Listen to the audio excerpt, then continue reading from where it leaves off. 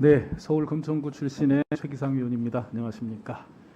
후보자에게 제기되는 의혹이 여러 개 있는데요. 우선 그 신반포 청구 아파트 편법 증여 혹은 명의신탁 의혹에 관해서 질문을 하려고 합니다. 넘겨보시죠. 오래된 기식입니다만 2000년 7월경에 잠원동에 청구 아파트로 전입이 되셨어요. 다음 페이지 볼까요? 근데 그 아파트는 98년 2월에 이제 정모 씨라는 분이 소유권 보존 등기를 했는데 그 후보자 어머니께서 1억 2천만 원 근저당을 설정을 하셨습니다. 아마 한 1억 원 정도 돈을 빌려주셨던 모양이지요. 근데 바로 3월 27일 한 달 만에 이제 후보자가 매매 계약을 체결한 것으로 돼 있고 4월 8일 날 등기가 이전이 됩니다. 다음 페이지를 보면 그런데 그 근저당권이 또 4월 27일에 또 금방 해지가 돼요. 근데 결국은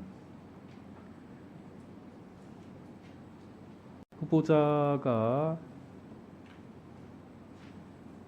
이 아파트를 매입하면서 실제로 돈을 지급을 했는지 의문이 들 수밖에 없습니다. 혹여 어머니로부터 편법 증여를 통해서 아파트를 매수한 것은 아닌지, 아니면 어머니께 명의를 빌려준 이른바 명의신탁을 한 건 아닌지 이런 의문이 듭니다.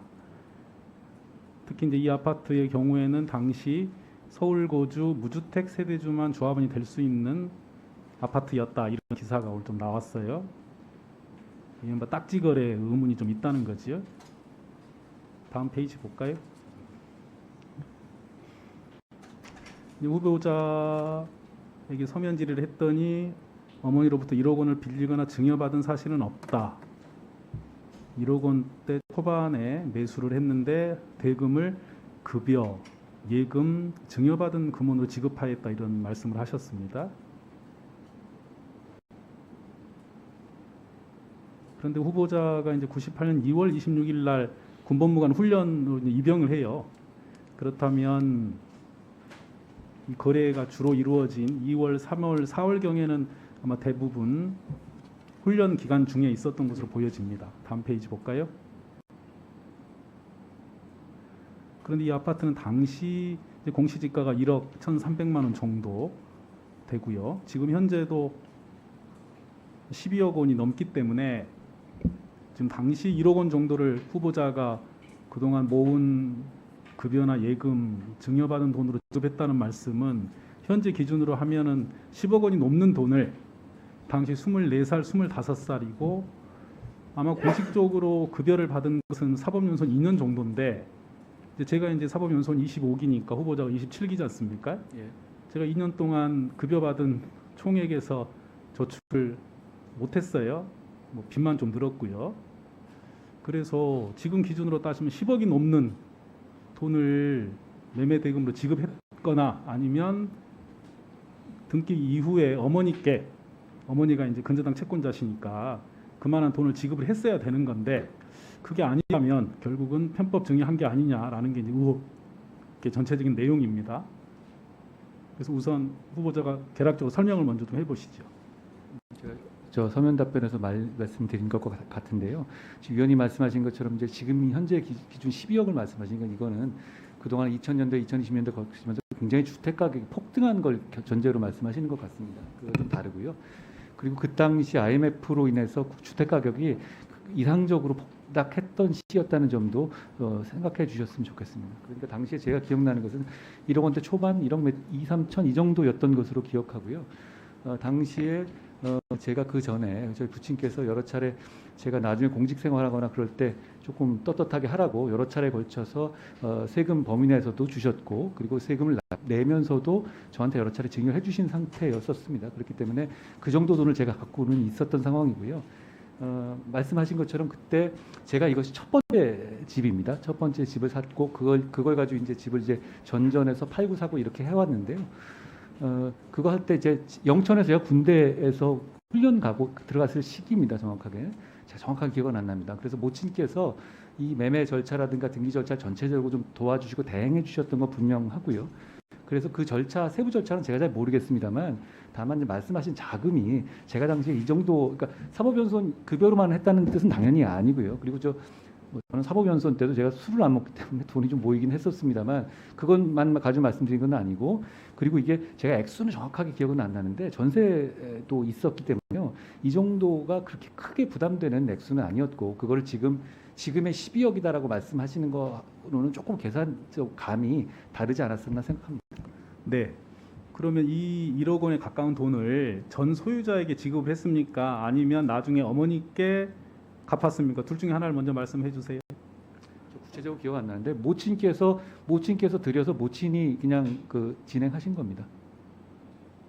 그 후보자는 누구에게 돈을 지급하셨냐고요? 소유자는 아니고 그럼 나중에 어머니께 그 돈을 지급을 했어야 맞는 거지요? 당연합니다. 그 지급을 하셨냐고? 그렇죠. 어머니께 가기 지급하셨어요? 전에요. 군대 가기 전에요. 군대 가기 예, 전에? 예. 그럼 군대 가기 전에 지급을 하셨으면 예. 그 당시에는 5만 원권도 있는 상태도 아니기 때문에 현금을 1억 원을 집에 보관하고 있지는 않으셨을 테고 예. 결국 은행에 예금이 있었을 거 아니겠습니까? 그러면 그거는 후보자 이름으로 된 은행 계좌일 가능성이 많으니까 지금이라도 그 은행 계좌를 확인해서 제출을 하면 이런 의혹이 없어질 것 같아요. 근데 이제 그런 자료를 내지 않으시니까 의혹을 계속 말씀드리는 거고 저는 일반인이라면 이거는 부모님의 도움을 받아서 편법 증명을 받았다고 생각하는 게 상식적이라고 생각을 합니다. 그게 아니라고 이제 후보자가 말씀하시니까 그렇다면 그렇지 않다는 자료를 내시면 명쾌한데 자료도 제출하지 않으시고 지급을 했다고 말만 하시니까 자꾸 여쭤보게 되네요. 어떻습니까? 뭐 25년 전이라서 자료가 명확하게 남아 있잖아요. 좀 난항을 겪고 있는데요. 위원님 말씀하신 것도 제가 뭐 그렇게 해면 좀 깔끔하게 클리어 될 것 같아서 제가 저 실무자한테 지금이라도 찾아보겠습니다. 당시에 이제 신한은행, 조은행은 사실 그게 급여계니까 거기에다가 돈을 넣지 않아요. 당시에는 제 기억에 주로 저축은행들에다가 이렇게 돈이 있었던 것 같아서요. 그 부분에 대해서 좀 바로 파악해 보도록 지시하겠습니다. 네. 1분.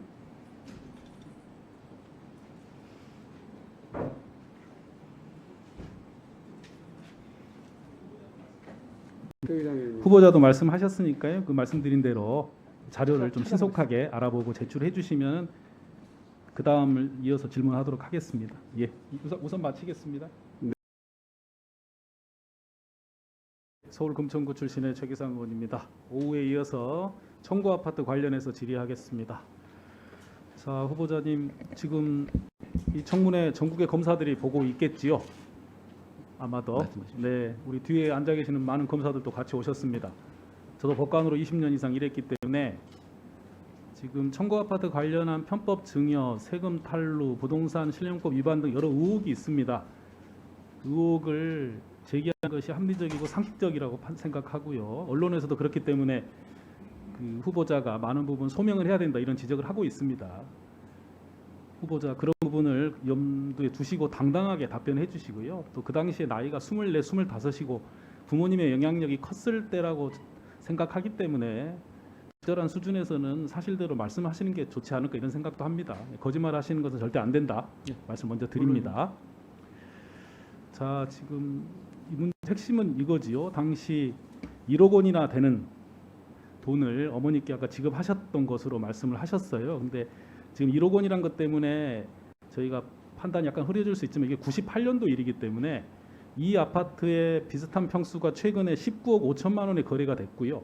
공시지가도 12억 원이 있습니다. 물론 최근에 아파트 값이 많이 올랐기 때문에 그 후보자가 지적한 대로 이 아파트 값은 현재 기준에 한 10억 원, 10억 원이 좀 덜 된다 하더라도 지금 24, 25인 후보자가 이 10억 원이라는 돈을 그 무렵까지 마련해서 어머니께 지급을 했어야 되는데 과연 그게 가능했겠느냐 이런 의혹인 거죠. 그리고 후보자는 그때가 이제 군법무관 훈련 중이었기 때문에 직전에 사법연수원 2년 동안 급여 받은 거를 다 저축해도 2천만 원 정도밖에 안 된다는 게 언론에서 분석인데 나머지 8천만 원이라는 돈을 어릴 때부터 모아왔거나 부모님으로부터 증여를 받았다는 취지로 말씀을 하셨는데 그럼 증여세를 다 납부를 했는지도 또 밝히셔야 돼요. 그러면 증여세를 납부를 하고 증여를 받았는지 부분. 근데 관련 자료가 하나도 없습니다. 지금 최근에도 부모 찬스 편법 증여에 대한 정부의 강력한 대처라는 얘기들이 계속 나옵니다. 홍남기 부총리가 편법 증여 의심 20대 446명 세무조사 착수 이게 작년 9월의 얘기고요. 올해도 2월 달에 국세청에서 부모 찬스로 부동산 취득한 부분, 편법 증 227명 세무조사 실시 이런 내용이 나옵니다. 그 내용을 보면요. 부동산이나 주식을 취득했는데 그 과정에서 부모 찬스를 이용해서 손쉽게 대출금을 상환하거나 이를 은폐한 것이 아닌가라는 내용인데요. 예를 들어보면 자금 여력은 없지만 고가의 부동산을 취득하고 변칙주로 증여를 받은 경우, 부동산 담보대출을 부모가 대신 갚았지만 근저당권을 설정하는 방법으로 증여를 은닉하거나 부모 자식 간 자금 차용 등 행위로 세금을 탈루한 경우, 이런 부분에 예를 들어가 있습니다. 그만큼 이 시대에 지금 공정이란 가치가 중요하고 이 부모 찬스를 이용해서 사회에서 출발선에서 다른 길을 가는 부분에 대한 국민들의 분노가 큰 것인 것 때문이지요. 그래서 후보자 오후에 제가 말씀드리니까 저축은행 관련 등 혹여 자료가 있는지 모르겠다 찾아보시겠다고 하셨어요. 예. 어때요? 자료가 좀 있습니까?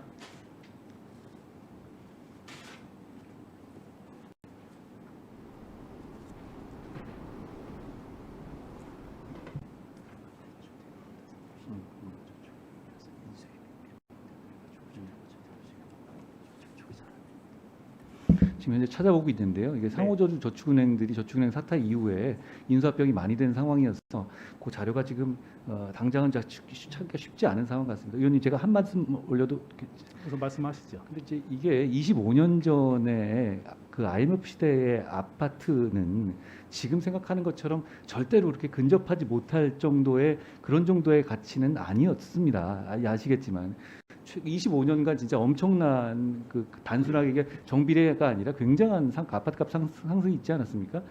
그 시기에 제가 부모로 증여를 받지 않았다는 말씀이 아니고 그 이전부터 누적돼서 받아온 돈으로 했다는 것이고, 그리고 전세까지 감안하면 이게 그렇게 큰 자금이 필요한 상황은 아니다는 좀 이해해 주시면 어떨까 싶습니다. 알겠습니다.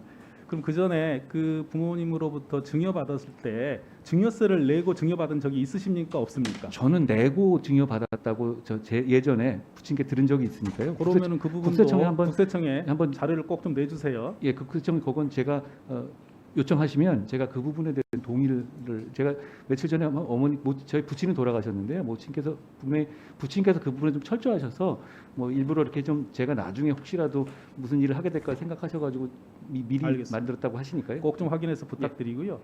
이제 가령 이제 전세를 끼고 매수를 했다 하더라도 결국은 그 전세 살던 분이 나가게 되면 그 전세금을 돌려주셔야 되잖아요. 근데 그거를 이제 후보자가 돌려주지 않고 가령 어머니나 다른 분이 돌려줬다 그러면 마찬가지 얘기가 되거든요. 어떻습니까? 위원님, 근데 제가 입주한 시점을 보면요, 제가 결혼 이후입니다. 근데 그때는 이제 축의금도 있고 제 처의 자금도 있기 때문에 그 정도 전세금은 또 충분히 그 정도 자금이 충분히 되는 상황이었고요. 그런 점 그러니까 제가 그렇게 끼고 사서 보관하고 있다가 그게 결혼해서 입주를 한 것이거든요. 2000년 7월이라는 게 그 시점입니다. 그렇다면 그게 자금 사정으로 그렇게 이상해 보이거나 무리한 상황은 아니라는 점을 좀 이해해 주셨으면 어떨까 싶습니다. 문제는 이제 어머니가 근저당권자로 설정된 근저당권이 바로 해지가 되고 없어지잖아요. 그렇게 되려면 이제 당연히 어머니한테 그 돈을 드리고 없애는 게 보통인데, 그러면은 실제로 어머니한테 돈이 전달이 된 건 그 이후라는 말씀인가요? 해지된 이후에 나중이라는 말씀인가요? 정확하게 그것까지는 기억은 안 납니다만 제가 이 자금을 하는 데 있어서 이 자금에서 모친에게 그 당시에 도움을 받은 건 없었습니다. 그건 제가 분명합니다만, 그러니까 왜냐하면 그 전에 이미 그런 자금을 나중에라도 제가 저희 부친께서는 제가 공직을 하기를 바라셨던 상황이었기 때문에 그런 근거로서 저한테 이 증여를 많이 해놓으신 상태였었습니다. 그래서 그때 굳이 모든 게 따로 증여를 받을 이유가 없었습니다. 후보자가 연수원 다니면서 다른 일을 해서 소득을 올리고 그러지는 않았지요. 그런 적은 저는 없습니다. 그리고 뭐 대학 시절에도 보니까 4학년 때 이제 사법시험을 합격하셨기 때문에 아마 공부에 집중하셨기 때문에 뭐 특별하게 대학 시절에 돈을 많이 벌었다 이런 것도 없을 것 같은데 어때요? 그렇지는 않을 겁니다. 그렇지는 않습니까? 그 저학년 때 이렇게 애들 가르치는 아르바이트 한 정도였었습니다. 1분만 더 주시면 네. 마무리하겠습니다. 송기현 의원 질문 때 답변을 언뜻 하셨습니다만 이 아파트 관련해서 이제 딱지거래 의혹 관련한 부분은 언뜻 그래 보인다는 취지로 답변을 하셨어요. 아까 말씀하신 취지를 들어보고 저도 그러면 저도 그러면 그때 그렇게 아까 저는 솔직히 말해서 잘 몰랐는데요. 그 보도 내용을 보니까 전 좋아 관련한 부분이 있는 것 같더라고요. 그래서 이렇다면 저희 모친께서 이게 그 분양권을 사신 것 아닌가 하는 생각은 추측입니다만 그렇게 들고 있습니다. 예, 그러면은 지금 말씀하셨던 여러 내용들이 뭐 현재 시간에서 공식적인 자료를 확보해서 내시기는 어려우니까 이제 내일이라도 국세청이나 예. 그다음에 은행 관련한 예금 거래 관련한 부분들은 확보를 하시는 대로 제가 꼭 그렇게 꼭 하겠습니다. 좀 제출해 주시면 그렇게 되겠습니다. 예, 우선 마치겠습니다. 최기상 의원입니다. 그 후보자 배우자께서 그 2007년 5월 16일 날 구리시 인창동으로 전입 신고가 돼 있지요. 여모씨 친척으로 돼 있는데요. 6월 21일 날 다시 원 주소지로 옮겨 오셨어요. 이렇게 이전에 또 옮겨 오신 게 실제로 거주를 하신 겁니까? 아니면은 다른 목적이 있은 일종의 위장 전입인가요? 결론적으로 어떻습니까? 제가 입장을 밝혔는데요. 그게 자동차 구입 과정에서 내용은 일반- 알고 있습니다. 예, 그래서 실제 그- 거주하신 건가요? 실제 거주한 것이 아닙니다. 그 위장 전입이고 주민등록법 위반입니까? 아닙니까? 위반입니다. 이 내용을 그 전에는 모르셨어요? 아니면 이번에 알게 되셨어요? 전 2019년에 제가 처음 검사장 승진할 때 검증을 담당하시는 분이 처음에 그 전까지 제가 초본을 띄워본 적이 없어서요. 그래서 처음 저희도 알겠습니다. 그때 이게 알게 됐다. 왜 있었는지 몰랐는데 이걸로 추정되는 시기가 딱 맞아서 그럴 네. 것 같다고 판단한 겁니다. 오늘 이제 여러 차례 말씀하셨는데 자녀 교육 문제는 후보자는 잘 모르시고 주로 배우자가 많이 관여하셨다 이렇게 이해하면 되나요? 재산이라든가 이런 관리는 제가 죄송합니다만 좀 신경을 안 쓰는 아빠가 그, 돼가지고 예, 그 말씀드린 이 경기도의 위장 전입 문제도 그 전에는 모르셨다가 2019년에 알게 되셨는데 그렇습니다. 그럼 자녀 교육 관련해서도 배우자께서 어떻게 구체적으로 하셨는지는 후보자는 정확히 모르실 수도 있지 않나 이런 생각이 들어요. 그래서 아까 그거는 제가 모르는 게 편법이나 맞습니다. 반칙이 없었다 이런 말씀하셨는데 그렇게 장담할 수 있는 문제인가 이런 생각이 드네요. 어떻습니까? 저는 전혀 몰랐던 건 맞고요. 이번에 이제 보도가 나거나 그런 과정에서 물어봐서 확인한 이런 정도라는 겁니다. 제가 아까 그래서 제가 처음에 누누이 말씀드린 게 제가 상황을 전혀 몰랐다가 이번에 알게 된 것이고 그리고 입시에 사용하거나 안 한 것은 분명 맞는 것 같고요. 알겠습니다. 네, 그런 취지입니다. 혹시나 나중에라도 그런 내용이 밝혀지면 그 부분에 관해서는 뭐 특별히 관여하시거나 이래서는 안 되겠네요. 그렇습니다. 네. 과거 그 서울중앙지검 3차장 하실 때 그 고 변창훈 검사 관련된 사건도 수사지 하신 거 맞나요? 그 사건은 공안 담당이기 때문에 제가 산 사건이 아니에요. 수사는 직접을 하진 않으셨어요. 그거는 이제 공안 담당이니까 2차장 산하였어요. 2차장 산하였다. 중앙지검제 3차장 하실 때 저도 그 당시 이제 중앙법원에서 이제 판사로 근무했던 기억이 납니다. 그런데 그때 이제 언론 기사도 좀 났습니다만 공보관 역할도 하셔서 기자들과 되게 가까우셨던 모양이에요. 일주일에 공식적으로 한두 번 정도는 다 모이는 브리핑을 하던 정도의 일을 했습니다. 특히 경력이 어린 소위 이제 말진 기자들이라 하는 기자들한테도 친절을 하셨다 이런 얘기도 있고 그렇네요. 맞습니까? 매체나 뭐 연령이나 이런 거는 가리지 않고 언론들을 존중하려고 노력했습니다. 그러다 보니까 당시 이제 중요한 사건에서 구속영장을 청구하고 발부된 그 과정에 전후에 피의자한테 불리한 검찰발 단독 기사가 많이 나왔다 이런 평가가 있어요. 그래서 이게 이제 검찰에서 피의자를 구속하겠다는 마음을 먹는 것은 뭐 그렇다 치지만 이거를 친한 기자들한테 기사 내용을 흘리거나 아니면은 영장 실질심사 내용을 이후에 흘려서 판사에게로 하여금 영장이 발부되게 하는 영향을 미치려는 듯한 문제는 있는 거 아닌가 이런 얘기가 많이 있었거든요. 그런 얘기 들어보셨어요? 실제로 제가 그럴 수는 없고요. 말씀하신 그런 행동은 하면 안 되는 행동이라는 점에 공감합니다. 아, 그건 맞습니까? 예. 절대 해서는 안 될 행동이지요. 예. 지금 검사 생활을 20 몇 년 하셨던가요? 제가 법무관을 했었고 2001년 5월에 임관했습니다. 20년 넘게 하셨지요. 예, 이제 끝나지만 이제는 그렇습니다. 검사 생활을 이제 끝내신 거고요. 예. 피의자들 중에 뭐 구속을 몇 명이나 했을까요? 혹시 생각을 한번 해보셨어요? 제가 그렇게 계산은 안 해봤습니다. 그 중에 억울하게 구속이 되거나 억울하게 무죄를 받은 사람 몇 명이나 있었을까요? 혹시 생각해 보셨습니까? 제가 무죄가 크게 났던 기억은 솔직히 잘 없고요. 저는 주로 이제 형사부가 아니라 특수부 위주로 근무를 해서 그렇게 사건 자체의 숫자가 많지는 않습니다. 근데 제가 말씀드리고 싶은 거는 저는 공정하려고 최선을 다했지만 그래도 제 능력 부족으로 잘못된 결과가 나왔을 수도 있을 것 같습니다. 근데 그런 거가 네. 계산해낼 수는 없을 것 같고요. 그분들도 상당수가 이제 한동훈이라는 검사가 검사를 그만두고 법무부 장관으로 지명됐구나 이런 것도 알 수도 있을 것 같고요. 아마 이 청문회를 보고 있는 분도 있을 수 있겠습니다.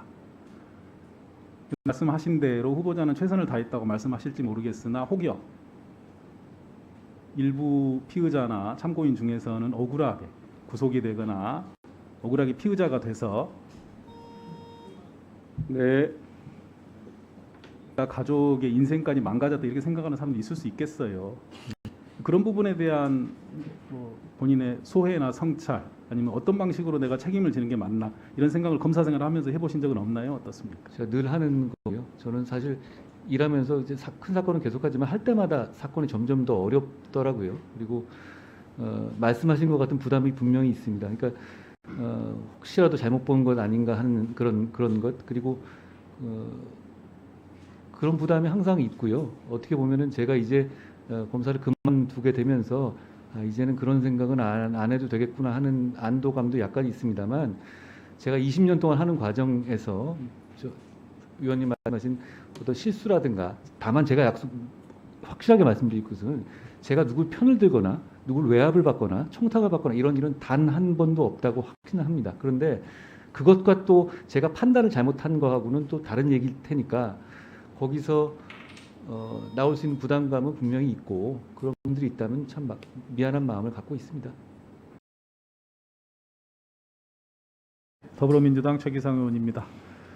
후보자께서 이제 윤석열 대통령과 아주 가까우신 분이라 혹여 대통령의 성공적인 역할 수행을 위해서 검찰이나 법무부가 뒷받침해야겠다 이런 생각을 하신다면 좀 곤란하다 이런 말씀 좀 드리려고 합니다. 그렇지 않습니다. 그 이명박 정부 때 기억나시나 모르겠습니다만 아까 정현주 KBS 사장 업무상 책임 결국 다 무죄가 났지요. 그리고 미네르바 사건이라고 기억나십니까? 정부 경제정책 비판하니까 글 쓰던 분 전기통신기본법이라는 정말 수십 년 동안 적용되지 않았던 법률을 적용했는데 결과적으로 무죄가 났고 헌법재판소 위원도 됐지요. 촛불 시위 관련해서 유모차를 끌고 나온 어머니들까지 수사 대상에 올렸던 시절이었습니다. 또 G20 관련해서 그 쥐그림을 그렸던 그래피티 작업을 했던 예술가들도 구속영장까지 청구했던 그런 기억도 납니다. 그 사건에 관여했던 분이 지금도 검찰에 계시더라고요. 저도 2008년부터 있었던 MB정부 하에 당시 수사 권력이 어떻게 작동했는지를 우리 사법의 역사에서 좀 교훈을 얻어야 된다 이런 생각을 합니다. 또 그 전으로 돌아간다면 육법당이라고 들어보셨어요 혹시? 과거에 그 50대, 60대 있었던 과거 수사 출신들이 정치군인들이 정권을 잡아서 그 정통성을 약하니까 소위 설법대 출신의 법조인들을 중용해서 나라를 이끌어 가려고 했던 시절입니다. 근데 그로 인한 결과는 결국 인혁당의 사법살인뿐만이 아니라 전두환, 노태우, 비자금 관련한 수많은 부정부패를 감싸주는 역할을 했었지요. 근데 다 그런 시절도 끝이 있는 거 아니겠습니까? 5년에 지금 현 정부가 출범했습니다만 법무부 장관으로서는 검찰에서 혹시 무리하게 수사를 할지 모른다는 늘 우려를 가지셔야 될 것 같고요. 이 수사가 국민들이 보시기에 과연 적절한지에 대한 끊임없는 의심이 필요하다고 생각합니다. 의심과 망설임이 필요한 시절이지 어떤 믿음과 확신, 나쁜 놈들이다, 혼내야 되겠다, 이건 좀 위험하다고 저는 생각을 하거든요. 저도 그 시절은 이제 지나간 것 같습니다. 그에 대한 의견은 어떠신지 우선 잠깐 말씀해 주시죠. 말씀하신 것처럼요. 제가 어떻게 보면 오늘이 검사 생활 마지막일 것 같고요. 그동안은 열심히 최선을 다했다고는 생각합니다만 아까 말씀하신 제가 저 위원님 지적을 좀 뼈아프게 받아들였는데 저한테 상처받은 분들도 많을 거라고 생각합니다. 그리고 이제 법무부 장관으로서는 검찰이 독립적으로 수사하는 것을 저는 외풍을 맞고 지원해 줄 것이지만 그렇다고 방종에 빠지거나 이게 자기 확신에 무덤에 빠지는 그런 일을 막기 위한 것이 이제 제 몫이 만약에 제가 취임한다면 몫이 될 거라고 생각합니다. 제가 그 점에 대해서는 위원님께서 지적하신 생각과 똑같은 생각입니다. 예. 그리고 지금 법무부 장관 후보자로서 지명되시면서 아마 맡은 역할이라고 생각하시는 것 중에 하나가 이제 선진 형사사법 시스템 관련한 생각도 있으실 거라고 보이는데요. 이제 저도 관련해서 고민을 많이 합니다만 저는 가장 중요한 것이 현재의 구속 수사 시스템을 혁파하는 것이 중요하다고 생각합니다. 구속이라는 부분이 우리 한국 사회에서 그 당사자들과 국민들께 미치는 영향은 정말 어마어마하다고 생각됩니다.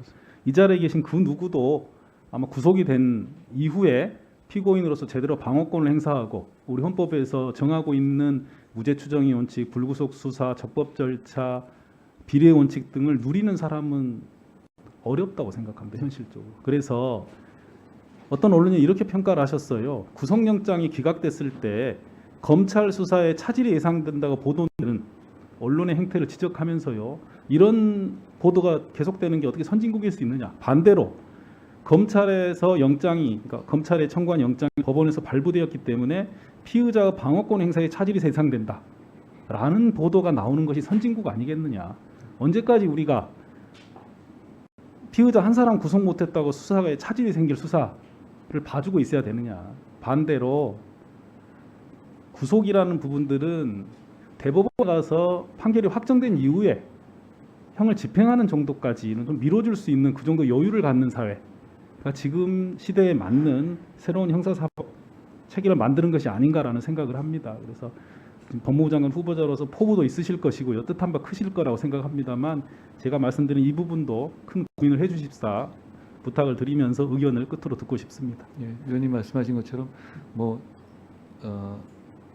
수사 저도 이번에 사실 좋은 경험을 많이 했습니다. 이게 결과적으로는 저는 아픈 경험이 없습니다만 사실상 과정은 아픈 경험이었습니다만 제가 수사를 한번 받아보면서 이게 이런 입장이구나. 그리고 재판의 증언으로도 나가보면서 이게 이런 입장에서 이런 무력한 느낌을 받는구나라는 점을 제가 진짜 느꼈거든요. 그러니까 그런 점들을 잊지 않고 지금 제가 혹시 장관에 취임하게 되면 저는 이제 뭐 잡는 사람이 아니라 어떻게 보면 이 잡는 과정에서 인권이 침해되지 않는지 그리고 견제 균형이 유지돼 그 시스템이 돌아가는지 이거를 점검하는 사람으로서의 역할을 잘 하겠습니다.